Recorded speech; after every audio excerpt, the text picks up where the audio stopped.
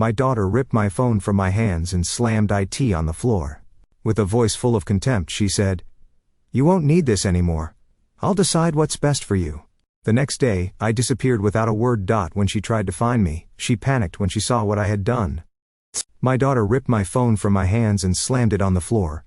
With a voice full of contempt, she said, "You won't need this anymore. I'll decide what's best for you." The screen shattered into a spider web of cracks, much like my heart had over the past few years. I stared at Alexia, barely recognizing the young woman who stood before me. At 28, she had her father's sharp features and my stubborn chin, but something in her eyes had changed, hardened. When had my sweet little girl become this controlling stranger? "Mom, are you even listening? This is exactly why Dad and I need to manage everything for you. You're getting worse." She sighed dramatically, bending down to pick up the broken phone. I didn't respond. What was the point?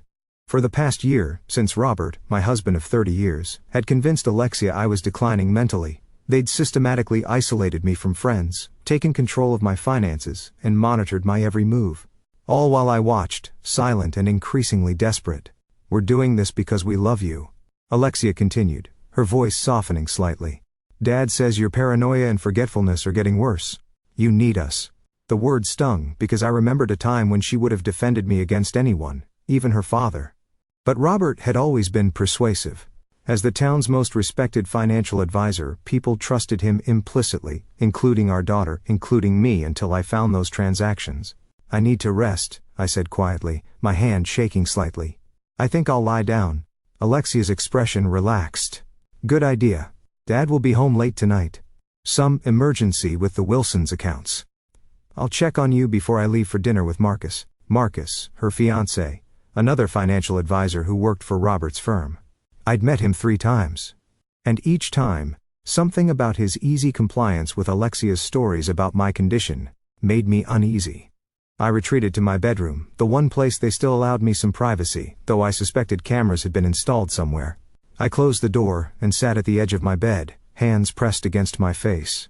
At 58, I wasn't young anymore, but I wasn't losing my mind either.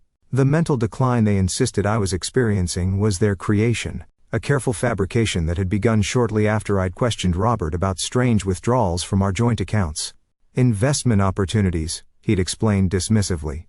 "Nothing you need to worry about, Elena." But I had worried. I'd always handled our household finances, while Robert managed investments. Those withdrawals, $50,000 here, $75,000 there, were unlike anything I'd seen in our 30 years together. When I'd pressed for details, showing him the statements, his face had darkened momentarily before softening into concern. "Honey, we discussed this last month. Don't you remember? The doctor said these memory lapses might happen, but we hadn't discussed it, and I hadn't seen any doctors." That was the beginning. Small comments about my forgetfulness, missed appointments I was certain I hadn't made, keys and documents moved from where I'd placed them, Robert's concerned discussions with friends and family about my episodes.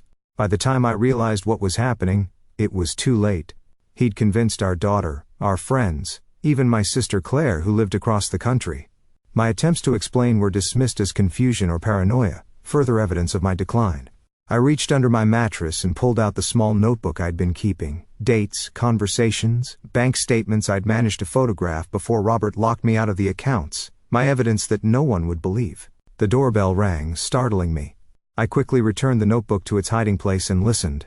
"Mrs. Harlow isn't accepting visitors," I heard Alexia say firmly. "I understand. But I'm not here to see Elena. I'm delivering these financial documents for Robert." A woman's voice, unfamiliar, professional. "I can take those. I'm sorry, but Mr. Harlow specifically asked that I wait and give them to him personally. Confidential client information." I moved quietly to my bedroom door, opening it just a crack. From the top of the stairs, I could see a tall woman in a crisp business suit standing at our front door, a leather portfolio tucked under her arm. "Well, he won't be home for hours," Alexia said, irritation creeping into her voice. "You'll have to come back tomorrow." The woman glanced at her watch. "I see. Perhaps I could leave my card then? I can reschedule." As she reached into her pocket, her eyes flicked upward, meeting mine through the narrow opening of my door. There was no change in her expression, but something in her gaze, a momentary sharpness, made me freeze. "Here you are," she said, handing Alexia a business card. "Please tell your father I'll be in touch." After Alexia closed the door, I retreated back to my bed, heart pounding. Something about that woman seemed oddly familiar, though I was certain we'd never met. 15 minutes later, I heard Alexia's footsteps approaching my door. "Mom, I'm heading out to meet Marcus. Dad should be home around 9. There's soup in the fridge if you get hungry." Her voice was gentler now, almost the daughter I remembered. "Thank you, sweetheart," I managed, hating the tremor in my voice that she would interpret as another sign of weakness. I listened as she descended the stairs, grabbed her keys and left. The house fell silent. And for the first time in days, I was truly alone. I waited another 10 minutes before moving to my window, watching Alexia's car disappear down the street.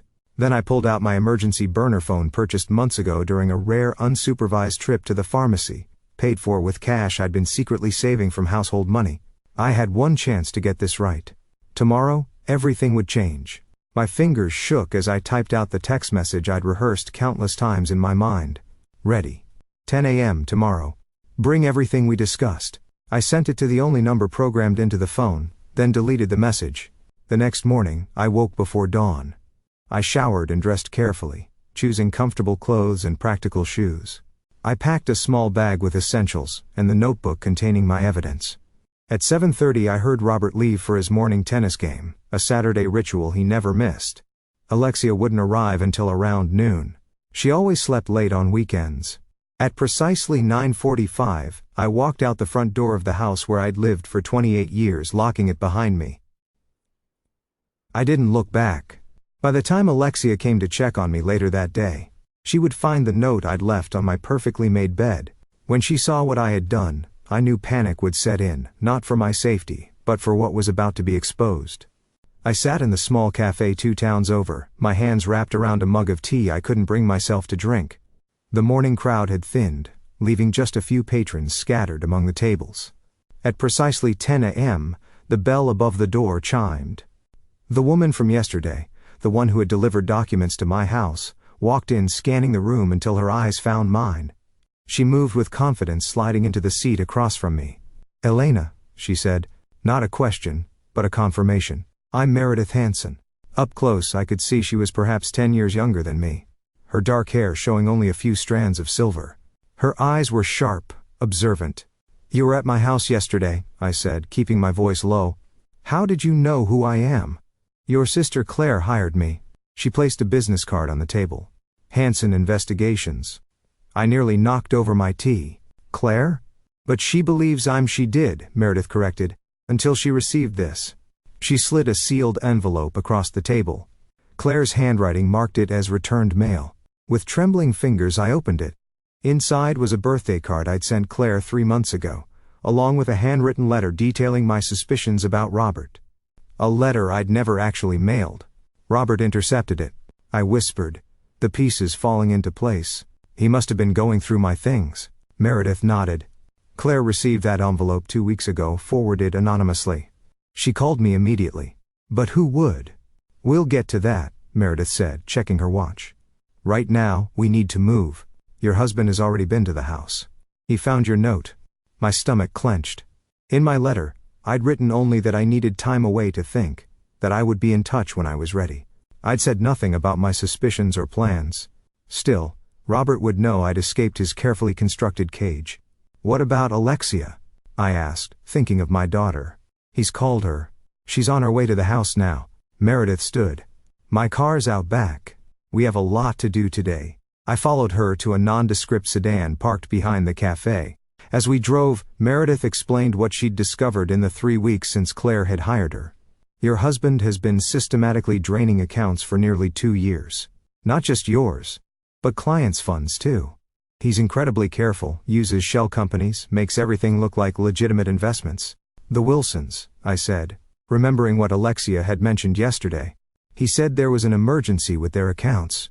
Meredith's gaze flicked to me in the rearview mirror. "The Wilsons discovered discrepancies. Robert's been scrambling to cover his tracks." We arrived at a small motel on the outskirts of a neighboring town. Inside a modest room, I found my sister Claire waiting. "Elena." She rushed forward, enveloping me in a tight hug. "I'm so sorry I didn't believe you. I should have known better." Tears stung my eyes as I returned her embrace. Claire had always been my protector, my confidant.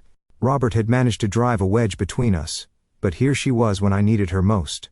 "There's someone else you need to meet," Meredith said, checking her phone. "She should be here soon." "Who?" I asked, wiping away tears. "The person who sent the envelope to your sister." 20 minutes later, a knock at the door announced her arrival. Meredith opened it, and I gasped. "Mrs. Harlow," said Martha Wilson, the wife of one of Robert's wealthiest clients. We'd attended the same charity functions for years, but had never been close. "Martha, you sent the letter." She nodded, taking a seat at the small table. "I've been suspicious of Robert for months. Thomas, my husband, trusts him implicitly, but I noticed changes in our portfolio statements. When Thomas confronted him, Robert always had explanations that sounded reasonable." "So you started watching him," Meredith said. "Yes. I followed him one afternoon and saw him checking your mail before you got home. He opened several letters, including one addressed to Claire. The look on his face when he read it." Martha shuddered. I knew something was wrong. "Martha made copies of everything before sending the original to Claire," Meredith explained. "She's been our inside source ever since." My head was spinning. "But what about the Wilson's emergency Alexia mentioned?" Martha's expression darkened. "Thomas finally listened to me and requested a full audit of our accounts. Robert's been trying to prevent that from happening. We have evidence of embezzlement," Meredith said, opening her laptop. "Not just from your accounts, but from at least 12 clients. The total is close to $3 million. I felt lightheaded. "Where's the money?" "Some is in offshore accounts. Some was used to fund a secret life your husband's been building." "Earth. What do you mean?" Meredith turned the laptop to face me. On the screen was a property listing for a beachfront home in Costa Rica purchased 6 months ago by an LLC that traces back to Robert. She clicked to another tab. A woman in her 30s smiled back at me, her arm around Robert's waist. They stood on the deck of what appeared to be the same Costa Rica house. "Her name is Vanessa Diaz," Meredith said gently. "They've been seeing each other for almost 3 years." The room tilted. 3 years. While I was cooking his meals, sharing his bed, building our life together, Robert had been planning his escape with a younger woman using stolen money, our money, his client's money. "Does Alexia know?" I whispered. "We don't think so," Claire said, squeezing my hand. "But there's more." Meredith scrolled to another document. "Your mental decline is documented in medical records from Dr. Phillips." Dr. Phillips, a name I'd heard mentioned, but had never actually met. "I've never seen this doctor." "That's because he doesn't exist," Meredith said. "The medical license number is fake. The office address is a vacant property Robert owns through another shell company. He created a false medical history for me," I said, the full extent of his betrayal hitting me. "But why? If he wanted to leave, he could have just divorced me." "Because of the prenuptial agreement you both signed," Claire reminded me. "If he divorces you without cause, he gets nothing from your family's trust fund." The trust fund my parents had left me, not massive but substantial enough that Robert had insisted on managing it throughout our marriage. I'd thought little about it over the years, trusting him completely. "If you were declared mentally incompetent, however," Meredith added, "he could be appointed your guardian, and your guardian would have complete control over the trust." "And Alexia?" I asked. "Where does she fit into this?" Martha looked uncomfortable. "Her fiancé, Marcus, he works for Robert." "Is he involved?" "We're not sure yet," Meredith admitted. "But here's what we do know. 2 days ago, Robert transferred a large sum to an account in Marcus's name. My phone, the burner phone, buzzed with a text message. I looked down and felt the blood drain from my face. "What is it?" Claire asked, alarmed. I held up the phone. The message was from an unknown number. "Mom, where are you? Dad found your note. He's frantic. Please come home. We just want to help you. Alexia," I whispered. "She can't know about this phone," Meredith said sharply. "How did she get the number?" Before I could answer, another message appeared. "If you don't come home by tonight, we'll have to report you missing. The police will consider you a danger to yourself because of your condition. Please, Mom, don't make this worse."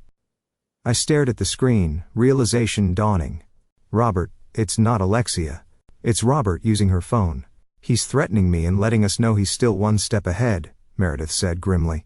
The room fell silent as we all considered what this meant. Robert knew I had a secret phone. He was monitoring Alexia's communications, and now he was using my love for my daughter to try to lure me back. Martha was the first to speak. "So what do we do now?" Now, I said, finding strength in my anger. We set a trap of our own. The plan came together faster than I expected. Within hours, Meredith had arranged everything we needed, making calls to contacts whose identities she kept confidential. Claire and Martha worked alongside her, each bringing their own strengths to our improvised war room. I watched them with a mixture of gratitude and disbelief. 3 days ago, I'd been a prisoner in my own home. Now I had allies. Strong, capable women fighting for me. "You need to respond to Robert's text," Meredith said, handing me back my burner phone. "We need to buy time." I composed a careful message. "I'm safe. Need space to think. Please don't involve police. We'll call tomorrow." "Perfect." Meredith nodded. Vague enough to keep him guessing, but reassuring enough that he won't panic and do something rash. "What if he traces the phone?" Claire asked. "He can't," Meredith assured us. "It's a prepaid phone purchased with cash. Even if he has connections in the phone company, the most he could get is the general location when a text is sent, which is why we're sending it from here," Martha added, and then moving to another location immediately. The phone buzzed almost instantly with Robert's reply. "Elena, please. Alexia's worried sick. Whatever's bothering you, we can work through it. I love you." I felt a bitter laugh escape my throat. He's good, isn't he? If I didn't know better, I'd believe him. "Sociopaths often are excellent manipulators," Meredith said matter-of-factly. "Their lack of empathy allows them to lie without the tells most people have." "Is that what Robert is, a sociopath?" The thought that I'd spent 30 years with someone capable of such calculated deception made me feel hollow. "Labels aren't important right now," Claire said gently. "What matters is stopping him." An hour later, we checked into a different motel under Martha's name, paying cash. The room was similar to the first. Clean but basic, with 2 double beds and a small table by the window. "What about Alexia?" I asked as we settled in. It was the question that had been gnawing at me all day. "How do we make her see the truth?" "That's going to be the most difficult part," Meredith admitted. "She genuinely believes her father's story about your mental health. Direct confrontation likely won't work. She'll just see it as confirmation of your paranoia."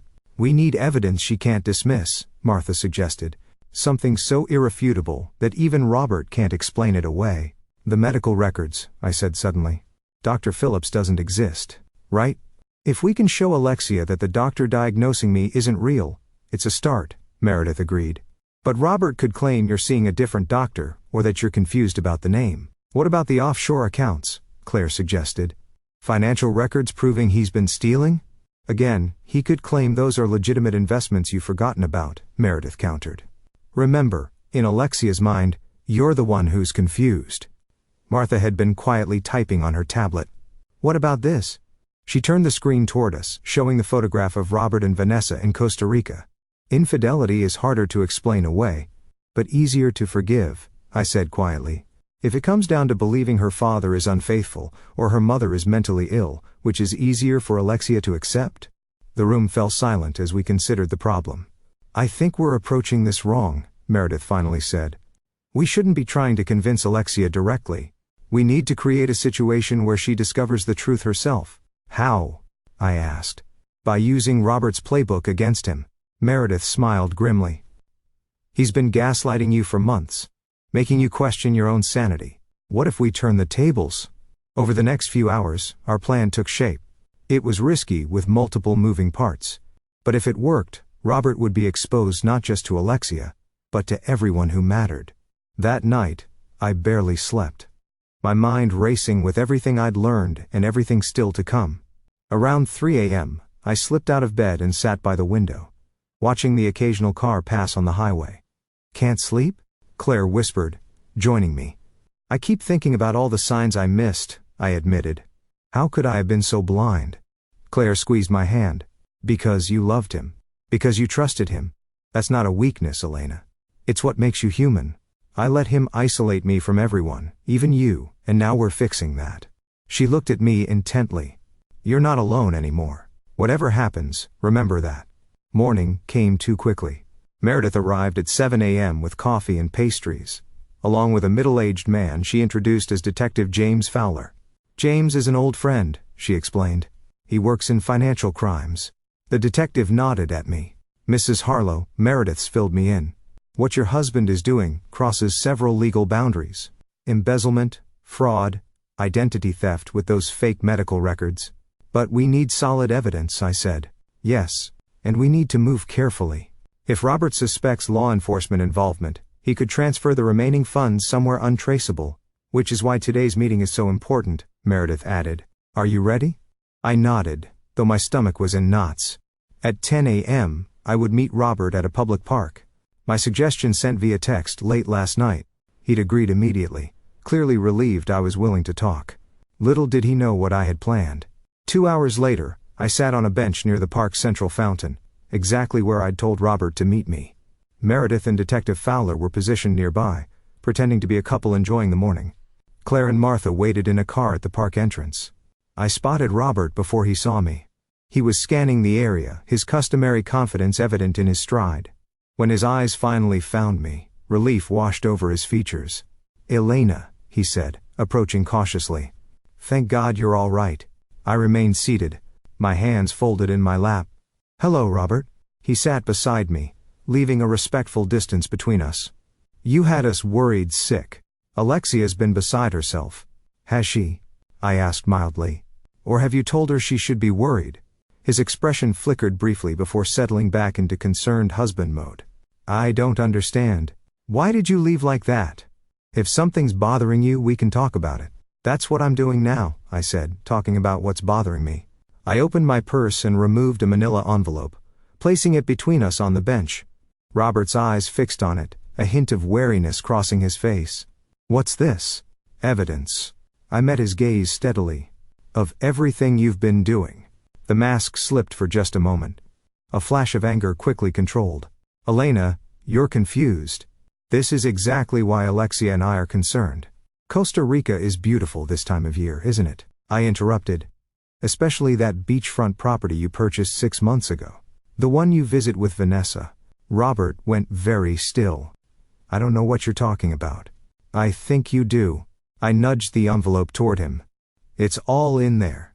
The property records, the transfers from client accounts, the fake medical records for Dr. Phillips, a doctor who doesn't exist. Who's been filling your head with these delusions? His voice had hardened.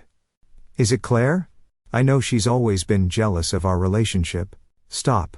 My voice was quieter than I intended, but it cut through his words like a knife. It's over, Robert. The lies, the manipulation, all of it. I know everything. His expression changed then, calculation replacing concern. He glanced around the park, then leaned closer. What exactly do you want, Elena? Money? A divorce? Name your price. I want my daughter back, I said simply. I want her to know the truth. Robert laughed, a cold sound that sent shivers down my spine. Alexia believes what I tell her to believe. She thinks her mother is losing her mind. Who do you think she'll trust? The father who's been taking care of both of you, or the unstable woman who disappeared without warning? Let's find out, I said, reaching back into my purse. I pulled out my phone, not the burner, but a new one Meredith had provided. I pressed a button, and Robert's voice filled the space between us. Alexia believes what I tell her to believe. She thinks her mother is losing her mind. As the recording continued, a figure stepped out from behind a nearby tree. Alexia stood frozen, her face pale as she listened to her father's words in his own voice.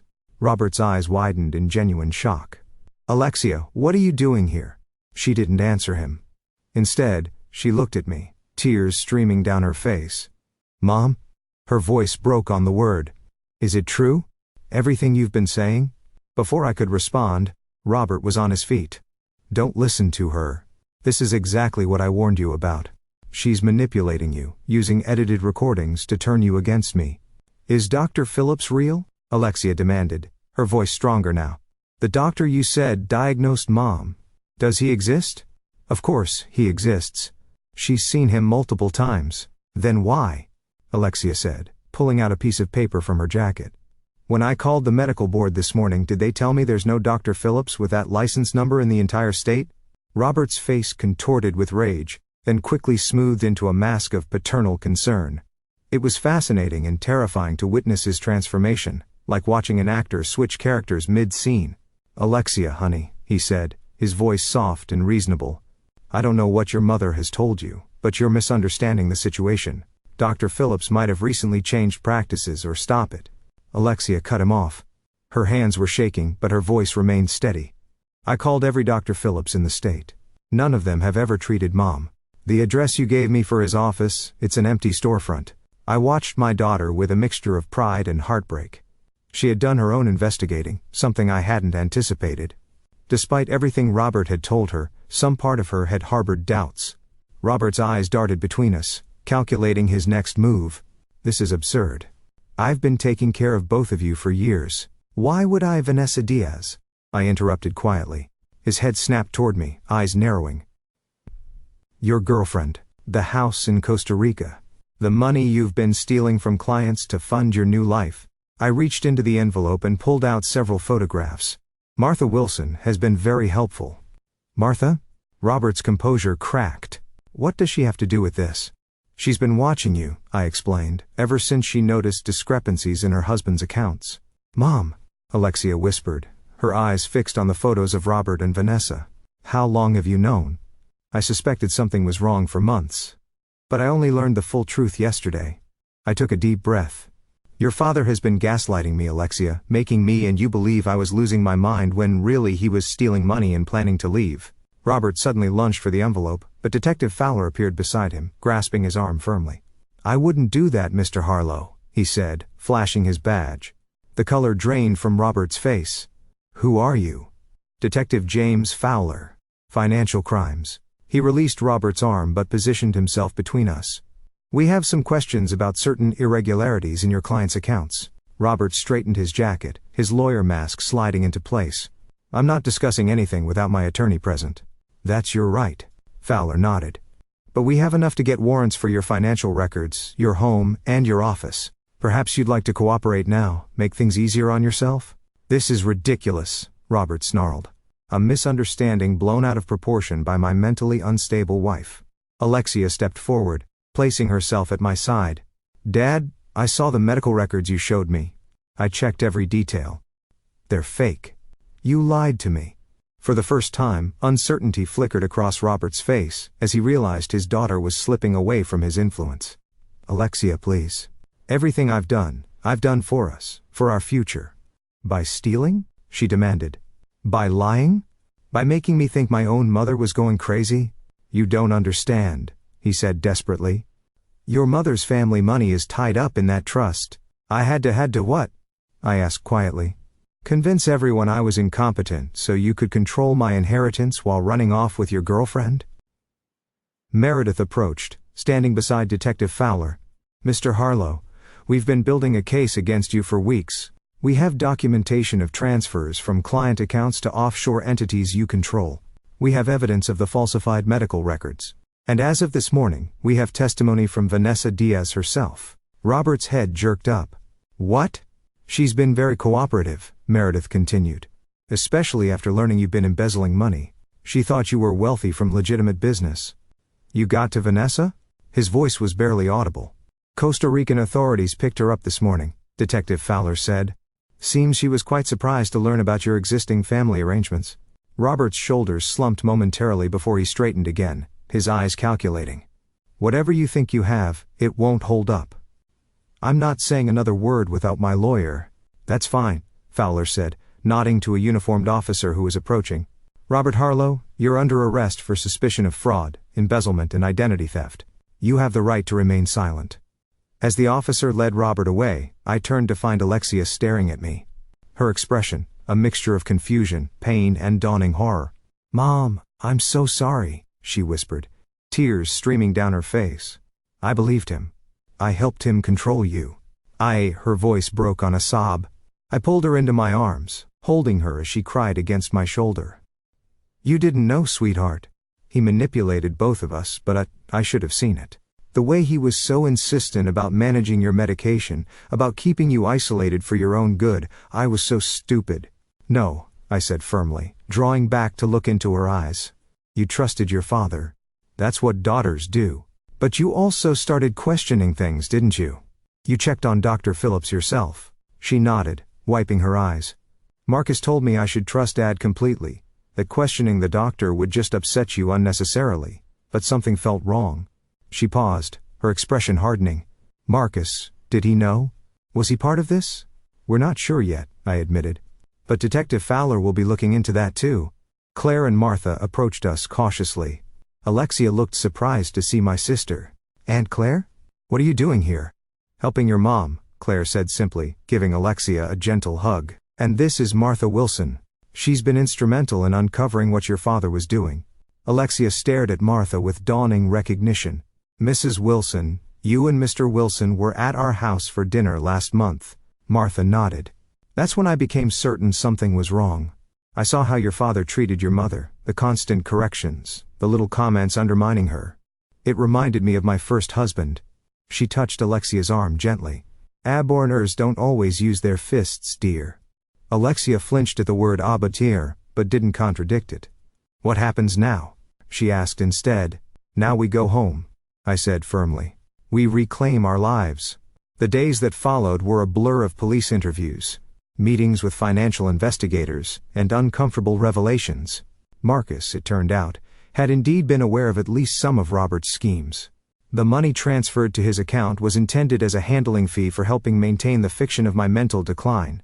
Alexia was devastated. I was engaged to someone who was helping Dad gaslight you, she said one evening as we sat in the living room of our home, a home that felt both familiar and strange after everything that had happened.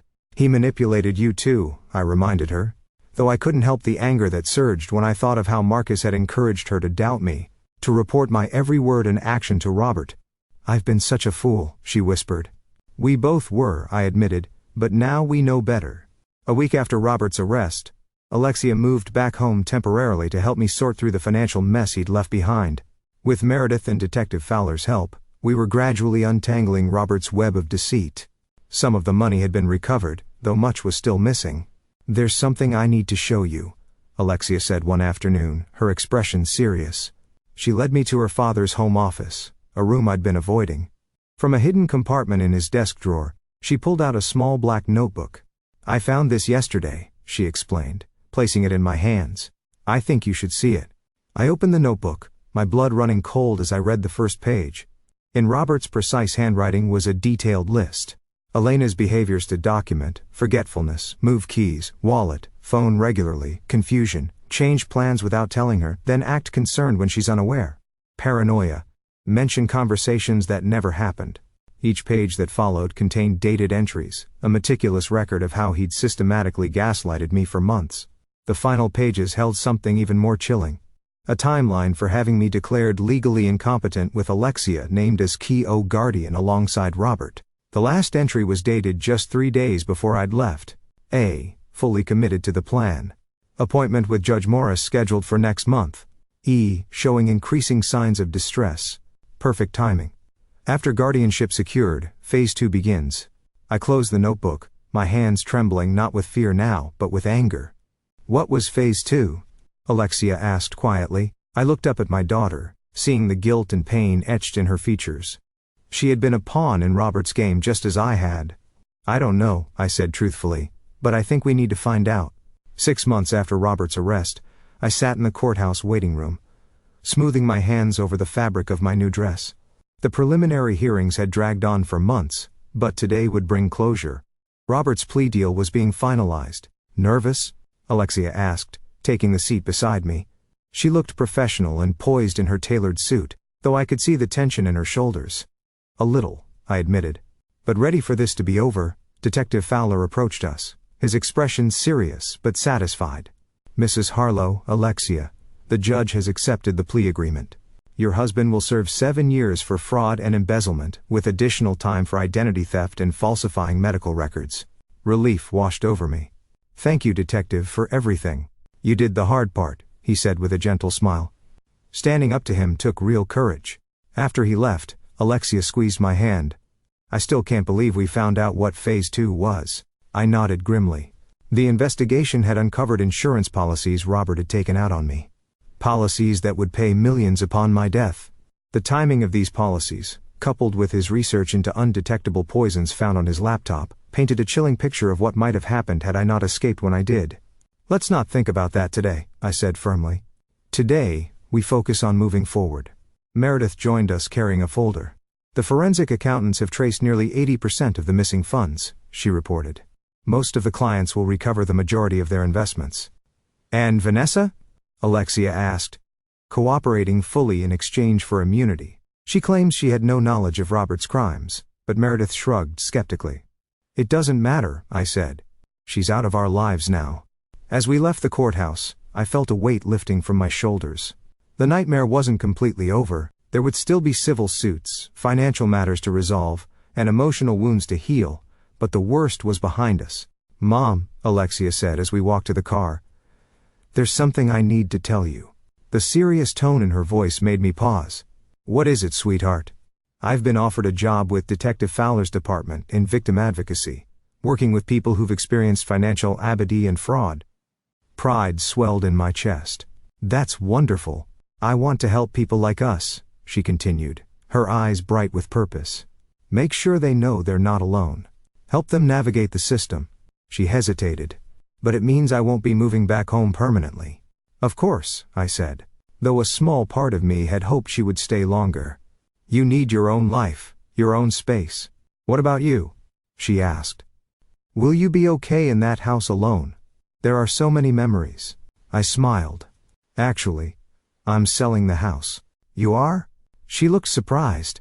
But you've lived there for decades. Too many ghosts, I explained.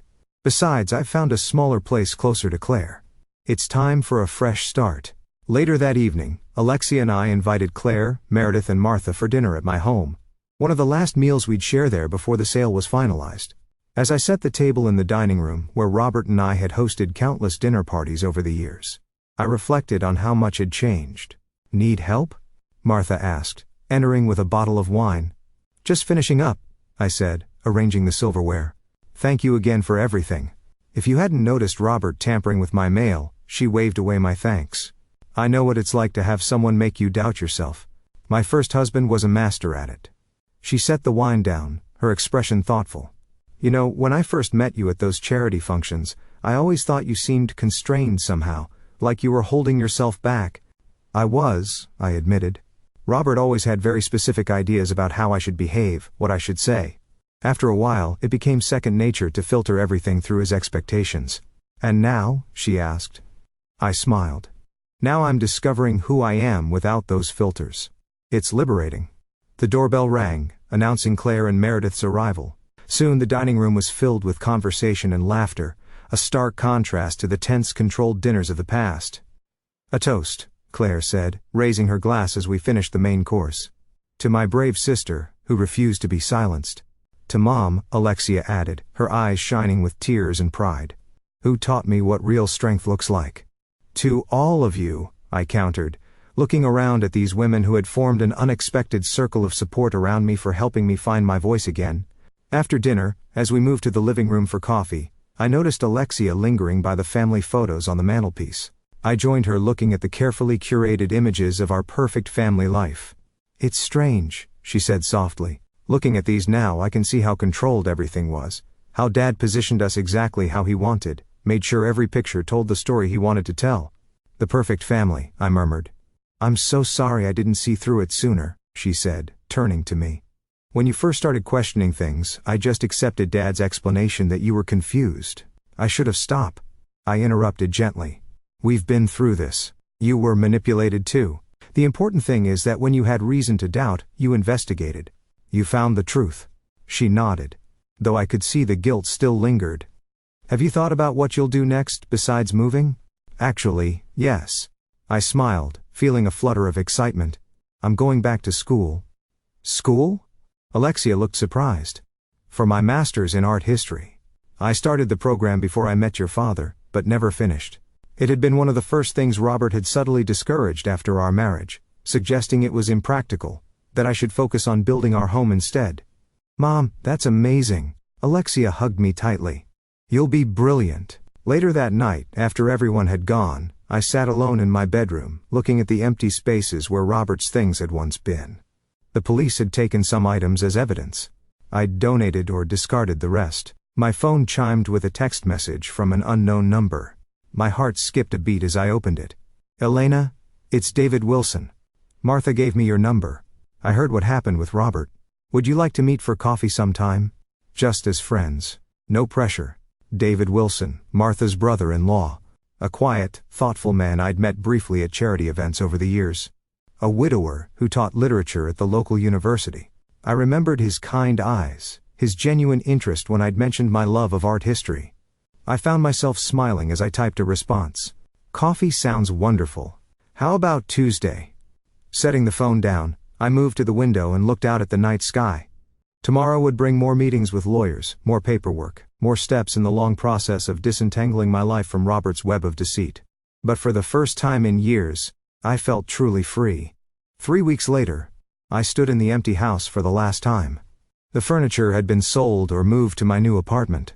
The walls were bare, where family photos had once hung. My footsteps echoed in the vacant rooms. I walked through each space not with sadness, but with a sense of completion. This house had been both prison and home to me. Now it would belong to a young family eager to create their own memories within its walls.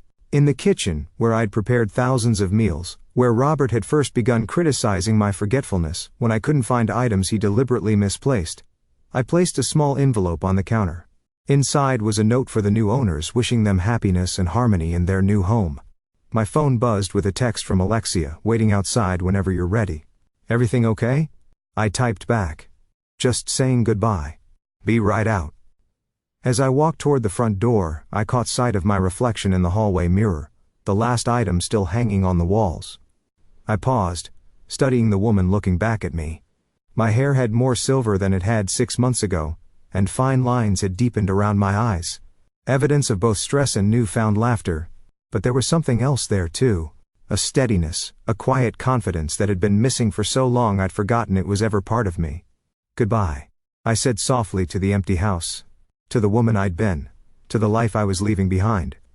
I stepped outside into the bright spring sunshine where Alexia waited by her car. Beside her stood Claire, Meredith, and Martha, my unlikely circle of warriors. Ready? Alexia asked, taking my bag. I looked back at the house one last time, then turned to the women who had helped me reclaim my life. Ready, I said, and walked toward my future without looking back. Thanks for watching. Take care, good luck. After listening to today's story, perhaps it has raised some new questions in your mind, or maybe it has brought back some old memories.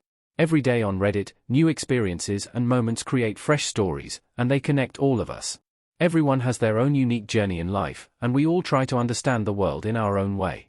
These kinds of moments remind us that we are all human, sometimes happy, sometimes sad, and always learning something new. If you enjoyed this story, feel free to share it with your friends. Your thoughts and feedback are always valuable to us, as they motivate us to create even better content. Every story has its own unique angle, and our goal is to understand everyone's perspective and make our content diverse and relatable. Stories like these help us realize that life's journey is different for everyone, and by hearing other stories, we learn something new. You can also share your own stories with us. Your experiences are valuable to us as well, and if you enjoyed this video, please leave your feedback. We aim to create content that brightens your mind and gives you new ideas every time. If you've already seen this video before, your feedback is still important. With every piece of feedback, we can improve our content and bring a new perspective to our viewers. Today, what we saw was just a small part of the many stories shared on Reddit and across the world. It's a reminder of how we all try to understand life by sharing our experiences with each other. This video was only an example of how we try to connect with others through storytelling, learning about different sides of life. We hope to continue sharing such stories that help us all learn and grow together. Thank you for your time, and don't forget to keep an eye out for more stories coming soon. If you haven't already, please like and follow for more amazing content. Your support keeps us going, and we will strive to bring you more thought-provoking and heartwarming stories. Until next time, take care and stay curious. *.